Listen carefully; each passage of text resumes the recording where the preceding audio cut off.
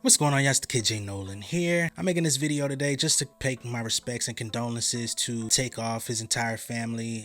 My condolences to Offset and Quavo, you know what I'm saying, the whole Migos, the whole QC.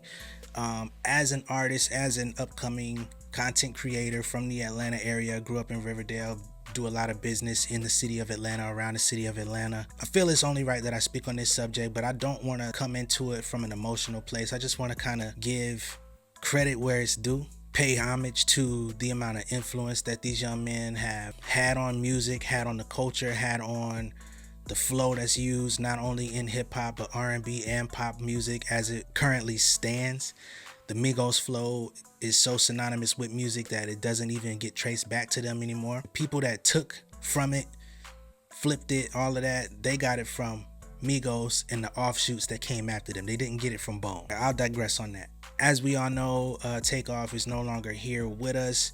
He was accidentally unalived last night in Houston. Looks like there was a dice game going on that Quavo was partaking in with some guys out in Houston at a billiards and bowling alley. From the information that has been released, it looks like Takeoff was really kind of just in the background chilling, and there was a heated argument of some sort in this place. We don't know if it was directly pertaining to the dice game or if it was something deeper. There's witnesses accounts that say the heated element of the situation was not about dice at all. We don't know because we don't have audio or video of that moment. All we know is that it was somebody from the Migos entourage security allegedly that prematurely fired, and 3 people were hit, and unfortunately Takeoff's life was taken in that moment. Photos and video of his untimely demise are circulating around on the web. I will not be one of the people sharing those. I've actually done my best not to look at them, even when they've crossed my timeline, or even one of my homies texted me. I think he was just trying to feed me content. I couldn't even look at it because I didn't want to see it. I actually deleted the photo from my text thread, But no matter how you cut or slice the situation, man, it's just unfortunate on all ends.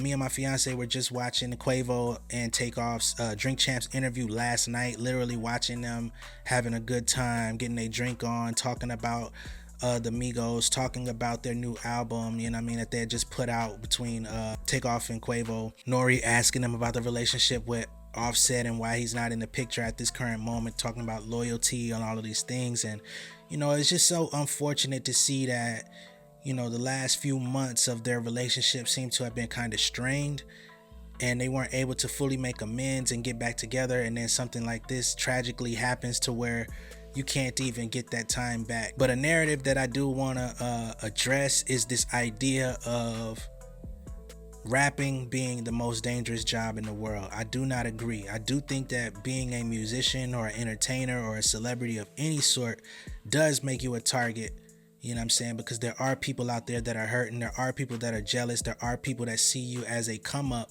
when you enter their city, when you enter these different places and you don't really know everybody and what's going down. Some people are gonna put a target on your back and they're gonna try their hand at doing things to you. Yes, we're absolutely going to acknowledge that that is true. However, we don't see Jennifer Lopez, we don't see Ben Affleck, we don't see Bad Bunny, we don't see Taylor Swift and all of these types of people just randomly being gunned down in their communities. More so than rapping, it's the lifestyle that we portray. It's the ideas and the ideology that we pass around from generation to generation. The idea of being this real street nigga has killed more people than rapping. Now, I don't know the full circumstances and I'm not going to speculate, but I will say that many of the situations we've seen in cases where MCs have been gunned down or killed, it is because, or it is directly related to, more importantly,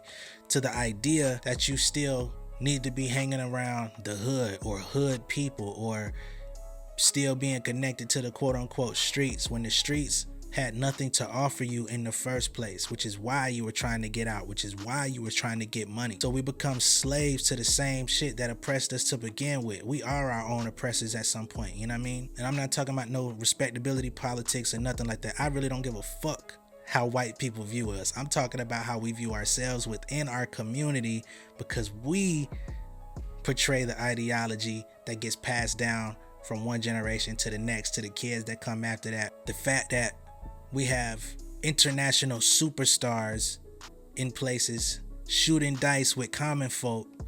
We know what shooting dice look like in the hood, man. That shit get emotional. Niggas be having guns on them. Niggas be calling each other bitch ass niggas, pussy, all of this type of stuff. Emotions get involved, and the next thing you know, a fight break out. But you don't always know how the fight gonna end. Somebody just might have it on them and just pull it out as a threat. But if you pull it, you better use it or you gonna get hit, right? Now, I'm not saying this is what happened to Takeoff in particular, because the information states that it was more so friendly fire out of protection for Quavo. All I'm saying is we gotta start putting ourselves in better situations. Trouble was at a scallywag house in the trenches, you know what I'm saying? Although he may have felt safe because those were the environments and areas that he was comfortable in throughout his life. When you really look at it, it's like, bro, if you've touched $1 million, if you've touched hundreds of thousands of dollars even, these are not the areas to just be spending your time in unsecured. And this is the ideology that I want to portray to the people that are viewing my content, the people that are viewing what I have going on in my world, man. I'm gonna tell you straight up, there's events and stuff that I turn down, and I'll tell niggas I'm busy. I don't be busy. I'm just not coming to the place you invited me to because I know what goes down in these areas. Not saying something's gonna happen at your event, but if it does, ain't nobody gonna be able to do nothing about it. People gonna ask, what was he doing there? Nolan don't be in the hood hanging with hood niggas. What the fuck is going on? Why was he there? Now, I got plenty of friends from back at the crib. I'm a Southside dude, so if y'all know anything about Southside, if you know about Riverdale, this is where Flocka come from. This is where a lot of shit that be going down, it goes down in the Southside. It's one of those first stop areas, you know what I mean? When you first move to Atlanta, you think it's all beautiful peaches and cream, but you can't really afford to live nowhere other than the lower income areas. Riverdale, Southside, College Park, all of that is kind of like where people go when they first move to Atlanta. I love them people. And if we can meet on neutral ground where everything is all gravy, I'll see them and show love. But I'm not just going and hanging out to be there. Even at the place that I'm at now, which is nowhere near a Offset, a Takeoff, a Quavo, a Trouble, or any of the other rappers. So we need a mentality shift, man. Sci-Hi the Prince was just on the Rory Amal podcast talking about we gotta professionalize hip-hop. The idea of being a rapper should be looked at as a multi-million-dollar enterprise because so many people have accomplished that. You don't see Jay-Z just chilling in Marcy Projects. When he goes there, it's for a reason. He has a camera crew, he has security, he has all types of protocols in place. He's made hella phone calls leading up to the moment that he's going down there and, you know, showing off his old apartment or whatever the case is, or, you know, doing a donation, opening up an apartment complex, all of these different types of things. But there's a lot of yellow tape and red tape that has to go through processing before you actually see him in that environment. Everybody should be taking these precautions, not just a Jay-Z, but y'all be afraid to lose that real nigga badge, man. Throw that shit in the ocean, burn it. Not just pertaining to rappers. We're talking about our own people. We're talking about the people in our community are falling off every day for nothing. And I don't care what you rap about. It's about how you carry yourself, and it's about the decisions that you make in and outside the studio. The rap is just one thing.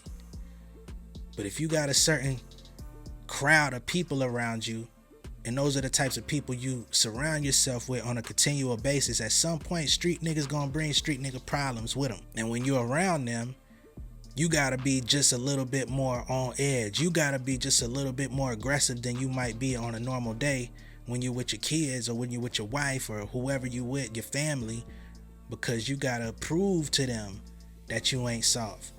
You can't let people walk on you in front of them type of people, because now they're gonna call into question your character. They're gonna call into question your authenticity. So it's an endless cycle of psychological warfare that goes on just between us. These are the things that I just wanted to get off my chest, man. I do want to say RIP to Takeoff. Gone far too soon, only 28 years old, killed in the midst of a misunderstanding at the height of his career. Makes absolutely no sense, and it was completely preventable.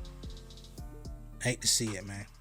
I'm gonna catch you guys on the next one, man. Be sure to like and share this video if you feel compelled to. Subscribe to my channel if you feel compelled to. And I'll see you guys on the next one, man. Much love and respect.